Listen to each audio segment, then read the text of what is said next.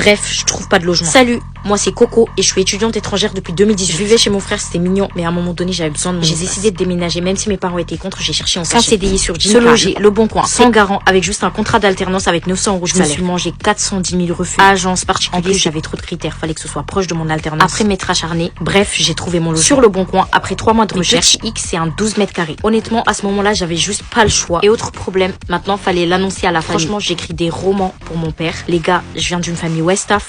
Supplément Peul. Comme ça, je décide de déménager toute seule alors que je suis une fille, mais ça n'existe pas. Donc, verdict, il a dit non. Il m'a fait un mail carrément. Ça, c'était ma réaction quand j'ai vu son message. Mais en fait, le problème, c'est que j'avais déjà signé le bail, en fait.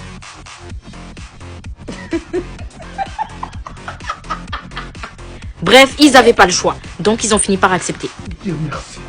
Du coup, j'étais tellement contente d'avoir mon chez moi. Le goût de ça, en fait. 12 mètres carrés ou pas, j'ai décidé de m'approprier mon espace et ça a donné ça. De toute façon, je savais très bien que c'était temporaire. Pour moi, c'était juste une transition vers l'indépendance. J'étais littéralement à 6 minutes en bus de mon alternance. Donc, j'ai déménagé en août 2023. Après 1 an et demi, ça devient de plus en plus compliqué. Je commence à avoir des fuites de mon chauffe-eau. J'en parle à mon propriétaire et ça ne change pas forcément. J'ai littéralement la poignée de ma porte qui m'a unfollow. Et en fait, j'ai tout simplement des inconvénients dès le début qui passaient. Mais là, j'aime trop faire à manger. Mais c'est compliqué de me dire que je dors à littéralement 2 mètres de ma cuisine. D'ailleurs, je me suis acheté un lit banquette que je ne peux même pas ouvrir. Bref, j'ai recommencé à chercher un logement. Donc, je fais des visites avec une bien meilleure situation que la dernière fois, même si je suis toujours étudiante. Le problème, c'est que j'ai que des refus. Après, il faut me dire s'il faut vendre son rein pour avoir un logement aussi. Et en fait, ce qui me bloque le plus, c'est la garantie. Donc, j'ai la Visale et garantie. Mais le problème, c'est qu'ils veulent que des CDI. Avec 3 fois le montant du loyer. Mon frère est aussi mon garant, mais il est en CDD. Bref, je trouve pas de logement.